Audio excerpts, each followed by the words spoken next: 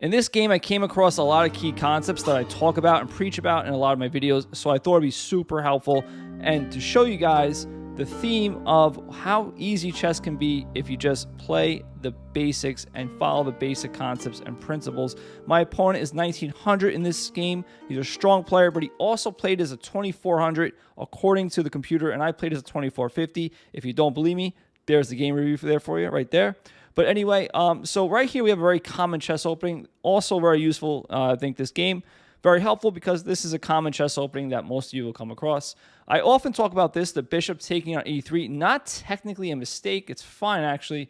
However, it's very comfortable for the white player here in this position. We take control of these two central squares that black would like to infiltrate with knights. Now that he can't, also, this leaves an open file for the rook. So the computer will tell you guys that it's fine. However, from a practical human standpoint, this is actually very comfortable for white. And I often welcome it, very, very graciously. So here's another concept. The bishops, again, I don't want to do the same thing that he did to me. I don't want to give him this. So I'm not going to take. So what do I do here? I also don't want him to take. So if I just castle and he takes, now my pawn structure is a little messed up. I mean, it's not the end of the world. I just don't want that. So what I do here is I just come back. Instead of castling here or making a random move, I come back. Now if he takes, I would take with the knight. And why the knight and not the rook? Well, now I can castle queenside if I want. It's just a more flexible move.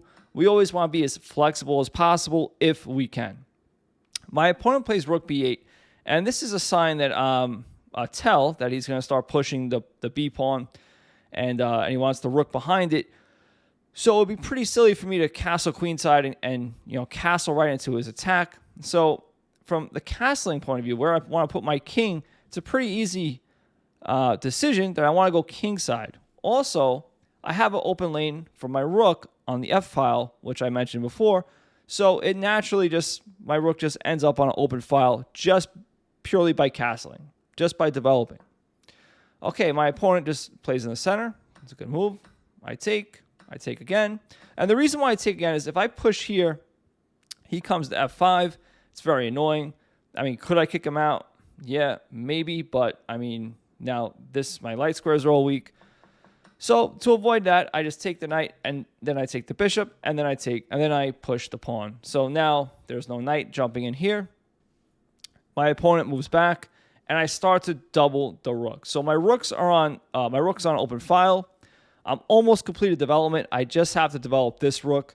So where am I going to put it? I'm going to put it on this file. I'm going to double on the open file. My opponent plays knight d4. I could take. That's probably fine. But I want to finish my development, as I was saying, so I want to double. If he takes, that's fine. I just take back with the rook. And now I just get my king off this diagonal. You don't want your king on open diagonals.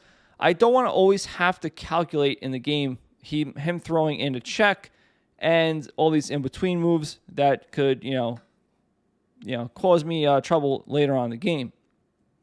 Okay, so my opponent trades knights. I just take back. And now you'll see how I took back. I have a space in between my two rooks that I didn't have before. And this is going to allow my queen to slide in here and triple up and what is called Alyakin's gun. That's the setup. That's what it's called. It's named after Alyakin, a famous old chess grandmaster. And I go for that. So now I have the rook, queen, and both my rooks and my queen on the same file. Not only that, but in the perfect line. You want the rook, queen, and rook in that order if you can. Okay, so my opponent just tries to break through here. Now I just push on the king side. This could be a little dangerous, you might think, but I mean, we're getting towards the end game. Yes, the queens are on the board, but he really can't attack my king realistically in this position. This is not, this not going to happen really. So I'm really just clamping down on the f5 square. Okay, so he takes, and I take with the rook. So I take with the rook because even though I was saying I want my pieces on this open file, it's actually a semi-open file because there's a black pawn here. But if I take right now here, I get my rook on a completely open file in the center of the board, so it's arguably a more important file, and I'm hitting the queen, so I'm getting a tempo. So after the queen moves, Now I come here first because this was actually a good move. My opponent was attacking my pawn. So if I went to double right here, he would actually hit me with queen takes with check, by the way. So first I just come here. My queen's guarding c2. My rook is guarding the pawn here. It's blocking the queen from taking. So now when he comes to challenge me, now I double the rooks. And now he comes down here to attack my c pawn. So simply right now, I just push my pawn. And now my pawn's guarded by this pawn, obviously, so there's nothing really he can do. He starts the push, and I get my king out of the way. Why did I get my king out of the way here? Because I might want to play something like rook d7 at some point, but when I do, I don't want this pawn getting taken with check. So there might be some point in the game where maybe my queen's here, my rook's here, and I sacrifice the pawn for mate. But if he takes with check, that will ruin my whole strategy. So to totally avoid that, I get out of the way before anything happens. So now I'm out of the way, and now he plays a very bad move. So he should have pushed, actually, maybe, you can argue, and then takes, and now I'm in like a weird position. Now, either I take and I mess up my own pawn structure, so the fact that I'm up a pawn doesn't matter because I'm going to lose, at least one of these pawns, probably both, or he's going to take and mess up my pawn structure anyway and win a pawn probably. But he played this move, which is really bad because now this is something I would want to do. I would want to set up this blockade if I can, and he just gave it to me. So I'd want to have to work for this, if that's what I mean. But now he gave me this blockade. He can never push. Now if he pushes, I just take the pawn, and I'm fine. And he can't move any further. So he blockaded himself on the queen side, which is where he was trying to look for his counterplay. So something you don't want to do. So that's a strategic blunder, in my opinion.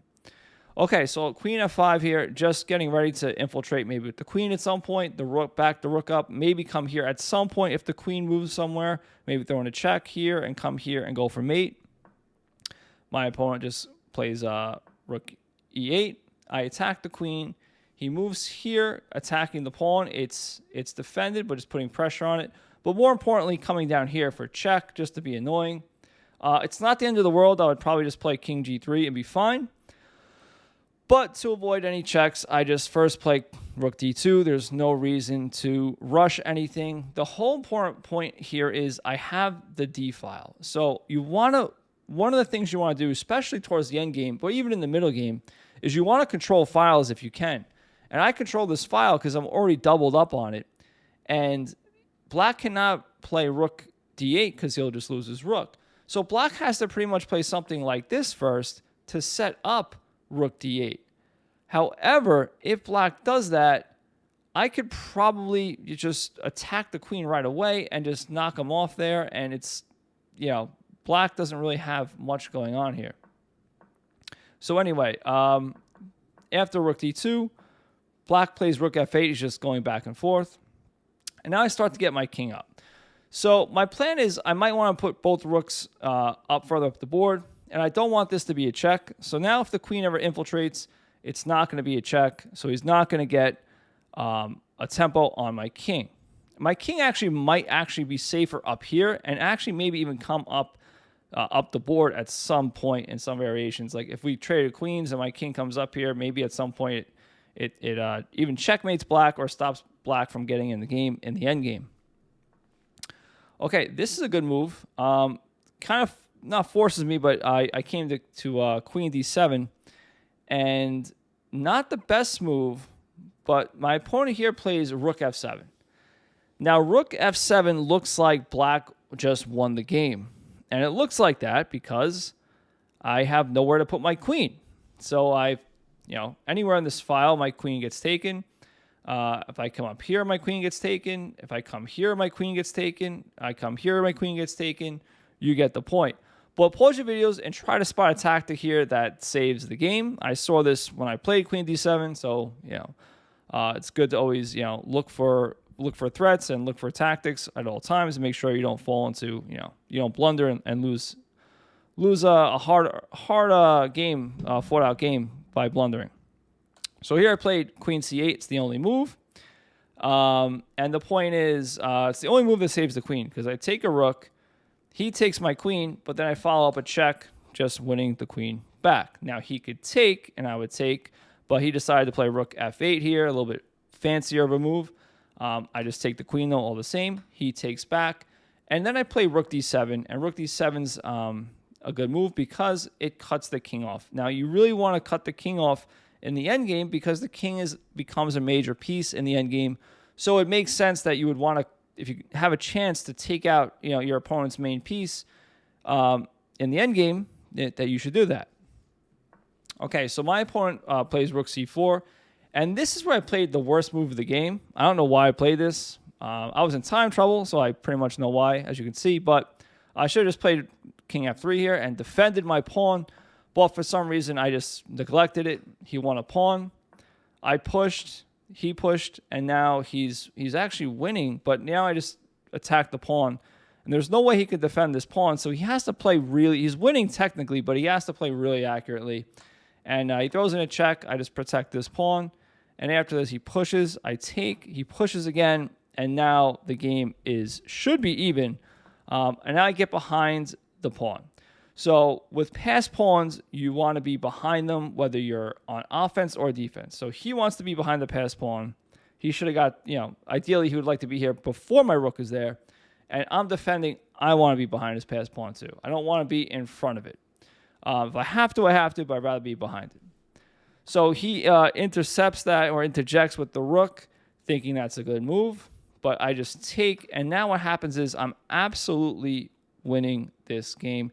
Even though material is completely even, these double pawns and my king position being slightly better than black's wins the game for me, and I'll show you why. I just start moving towards the pawns.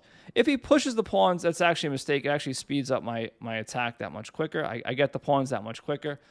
These pawns being here actually are annoying because they cover these squares. So all these squares are covered, and actually my king actually has to take this route. So it has to go 1, 2, 3, 4 moves just to get the pawn. You might be saying, what about this? Well, you might be saying, what about this move? But then the pawn just goes, and I can't catch up to it, and I lose the game. So I come down here, and even though I have to make this roundabout route to get this pawn, I'm still winning because I have this passed pawn. I just push, basically essentially just a waste of move. If he comes this way to take this pawn, it's way too slow. I queen. He tries to intercept the pawn, but I take. And at this point, my opponent resigned because he has basically one move to stop the pawn, come back here, and then I just take, and after something like this, I come back and protect, and I just have a massive advantage. I'm going to get rid of this pawn. I'm going to queen and win the game. Anyway, I thought that video was helpful because it covered a lot of key concepts that I often talk about in my other videos, and basically just saying that you can win in chess with the basics if you just play consistently and walk that fine, tight rope. Anyway, if you like that video, check out this one. Catch you guys next time. Go play.